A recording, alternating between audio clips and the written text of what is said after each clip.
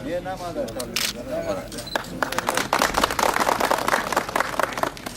دوه جریبه ځمکه کې تقریبا په 2 پوړونو جوړه شوې ده، 14 ونې لري او په یو وخت کې تقریبا په دې کې 200 کسان مختلفې حرفوي زده کړې کوي او په دې باندې عمومي مصارف چې راغلي تقریبا 25 میلیونه افغانیو په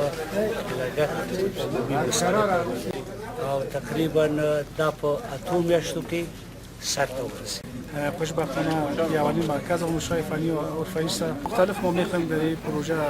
در این مرکز آموزش بتیم از قبیل خیاطی است و ولنگاری و نجاری قالین بافی و البته این ضرورت به اون سرویس که ما در ساحه سابقه کنیم و همون پروژه هایی که به حساب مردم ضرورت دارد ما در اینجا بتونیم به اجرا